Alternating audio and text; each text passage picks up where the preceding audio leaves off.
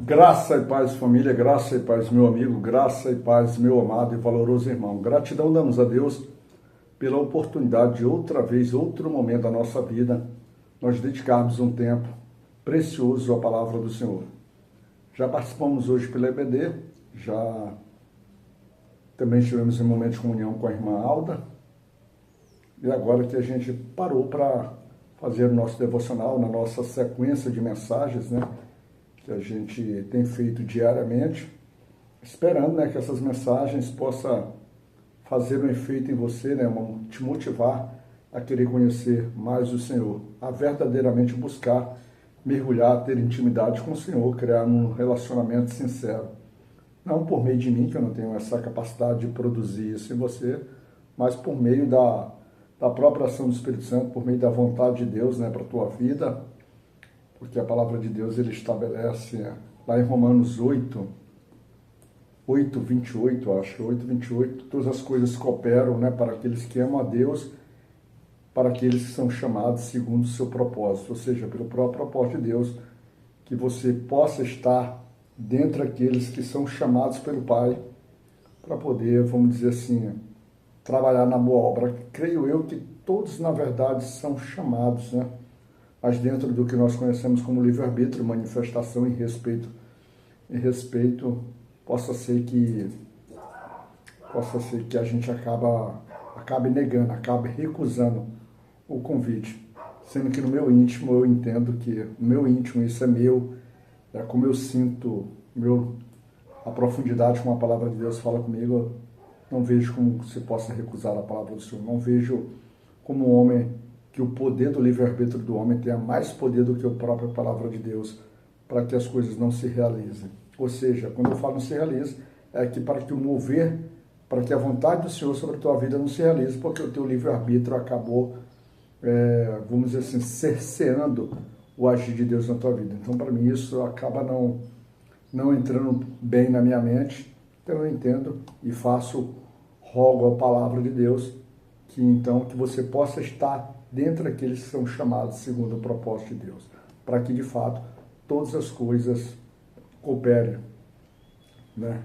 Cooperem para que você possa trabalhar na obra do Senhor. Tá certo? Hoje, dia 22 de setembro de 2024, né? 22 de setembro de 2024, vamos meditar no livro de Juízes, o capítulo 12, um capítulo que vai trazer uma situação muito diferente, até muito triste, né? Porque envolve, vamos dizer assim, um confronto entre tribos de Israel, ou seja, irmãos, né? Irmãos de uma mesma linhagem vão acabar se confrontando porque acabam não se entendendo. Isso pode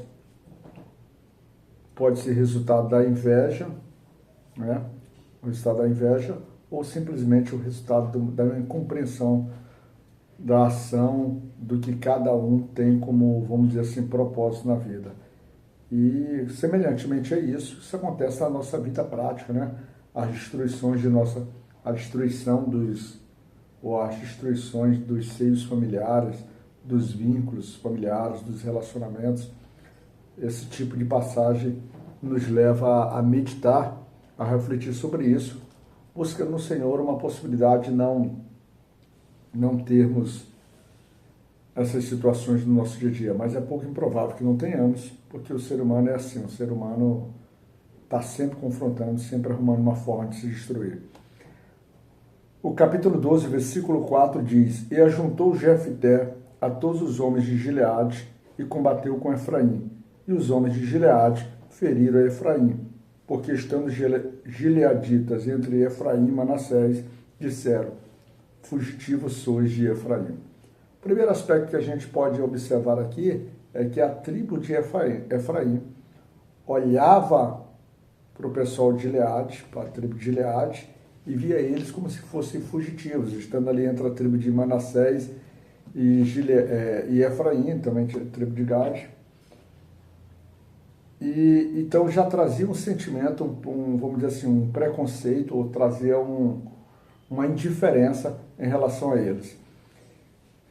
E Efraim, ele se apresenta, interessante aqui, que Efraim, ele se apresenta com a vontade de se opor aos gileaditas, né? Jefté tinha acabado de vencer os amonitas, né?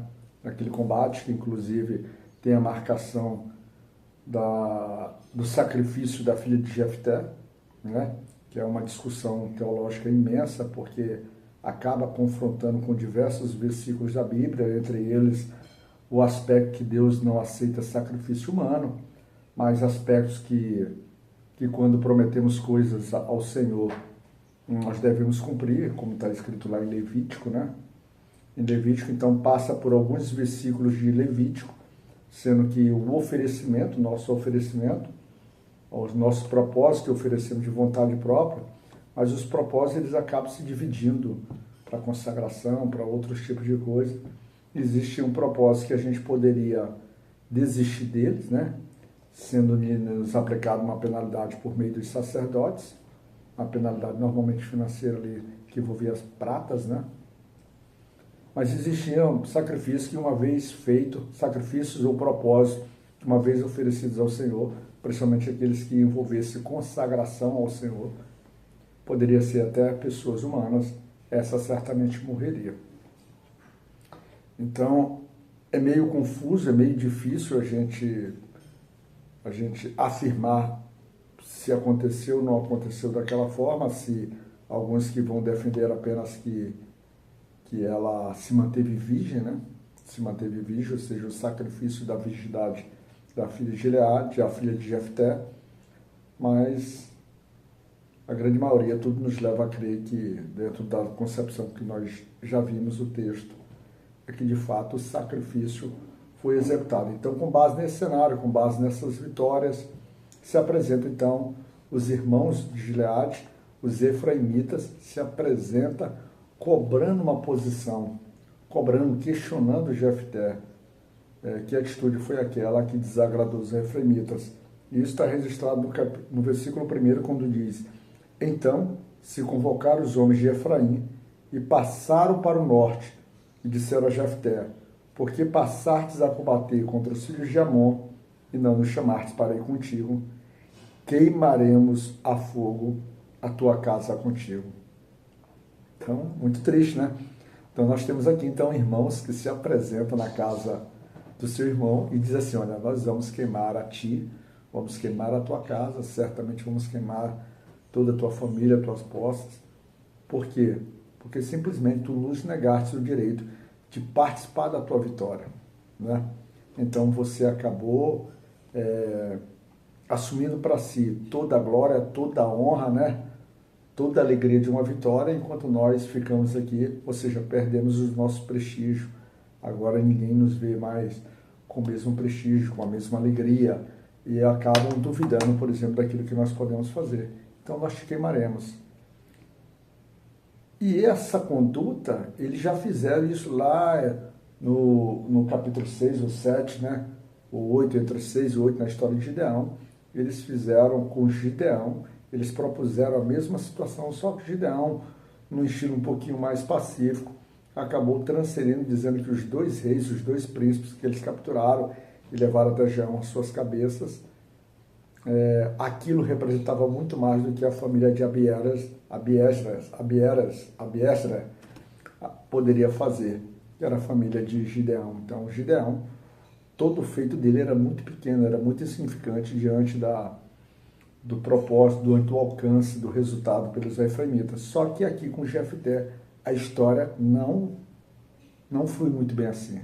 Então Jefté, num primeiro momento, se coloca questionando o direito dos efraimitas em cobrar dele, né? Cobrar dele essa posição, sendo que o próprio Jefté diz que clamou, buscou nos efraimitas ajuda, e eles simplesmente, vamos dizer assim, sequer responderam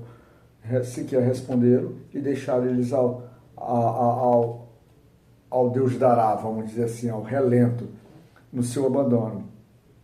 E lá no versículo 3, ele diz o seguinte: e vendo eu que me não livráveis, pus a minha alma na mão e passei os filhos de Amor, e o Senhor vos entregou nas mãos. Pois subiste vós hoje contra mim, para combater contra mim. Ou seja, ele disse assim, ó, já que vocês não me ajudaram, já que vocês se negaram, se recusaram, se omitiram, eu tive que criar coragem e tive que me submeter a essa possibilidade de, inclusive, morrer no campo de batalha. Mas não poderia deixar com que aquela situação perdurasse. Então, fui para a batalha. E aí, para meu prazer, para minha alegria, o Senhor me ajudou. Então, nós obtivemos a vitória. Então, com que direito tu te levantas contra mim? Mas como os efraimitas, lá no começo do primeiro versículo desse capítulo, já diz que eles se ajuntaram para ir guerrear, né, para ir lutar contra o Gileadita, então eles se encontraram então em Jefté e naquele povo também à vontade, já que eles já estavam vindo de combate, né, eles estavam nessa aura, nesse auge, então, de fato, acabaram se combatendo. E fora que, e com isso, eles acabariam, vamos dizer assim, de vez com aquela submissão que a tribo de Efraim fazia em relação aos gileaditas, quando dizia que eles eram fugitivos, né? Fugitivos de Manassés e de Efraim. Então ali já não há mais espaço para o diálogo. Ali os interesses de cada um vai se fazer valer e a espada, a força, o sangue é o que definirá quem sairá vencedor. E numa luta dessa, na nossa vida prática, no nosso dia a dia, dentro da nossa casa principalmente, não há vencedores. Quando a nossa própria família acaba se levantando em oposição a gente de uma forma até injusta. Às vezes, quantas vezes você não é acusado dentro da sua casa por coisas que você não está fazendo, não está praticando, não tem intenção de praticar. Pelo contrário, a tua vontade é adorar, honrar, louvar e glorificar o nome do Senhor, mas a tua própria casa, por falta de percepção, por falta de unção, por falta verdadeiramente de estar, vamos dizer assim, ligado ao Senhor, ou pelo menos percebendo os sinais que a tua própria casa está buscando, mas não está com a sintonia perfeita, apesar de também estar buscando, mas ainda está deixando que o inimigo trabalhe. E essas desavenças, essas inconstâncias, essas agressões, essas verbalizações maléficas e diabólicas, às vezes, que você provém para dentro do seu lado, acaba te destruindo, te colocando em contenta, te colocando em luta, como os gileaditas tiveram que enfrentar os efraimitas. E o custo disso, nesse caso aqui, foram simplesmente 42 mil vidas. Praticamente uma tribo sendo aniquilada, sendo destruída por outra tribo, por irmãos, porque não há mais possibilidade de diálogo, a contenda, a vaidade, o interesse pessoal de cada um se faz, vamos dizer assim, se faz gritar, sendo que um que tem o direito de dizer assim, olha, porque eu estou sendo incompreendido, porque eu lutei e venci, e o outro porque se sentiu ferido, porque também queria participar das suas vitórias. E às vezes nós temos isso. Às vezes, membros da nossa família querem participar de nossas vitórias, mas não querem participar de nossa dor, como o Jefté bem definiu aqui, quando os efraimitas, a tribo de Efraim, recusou a ajudar os gileaditas. Tá certo? Então medita sobre isso, medita sobre essas dificuldades que a vida vão trazendo, medita sobre quais são os motivos que te levam a lutar, por que tu te levanta contra o teu irmão, porque a palavra de Deus não nos estabelece. Nós devemos lutar sim pelas obras do Senhor, pelas coisas do Senhor, pelo ministério do Senhor, ou seja, nós devemos lutar para que a nossa vida seja edificada, nós sejamos honrados e sejamos glorificados no sentido de sejamos servos fiéis e verdadeiros e santos para o nosso Senhor. Ou seja, devemos lutar para que tenhamos alegria em verdadeiramente servir ao Senhor e que a nossa ação, o nosso trabalho, a nossa busca, a nossa caminhada nessa fé não seja mal vista por pessoas, em especial essas pessoas que estão dentro da nossa casa, que poderão nos afetar seriamente, que poderão trazer um prejuízo irreparável. Tá certo? Fica na graça do Senhor, que a mão poderosa de Deus possa estar contigo, que o olhar de Deus caridoso, carinhoso e amoroso possa estar sobre ti e que você possa ter alegria nessa caminhada. E por fim de tudo, que Deus possa te cuidar, meu irmão.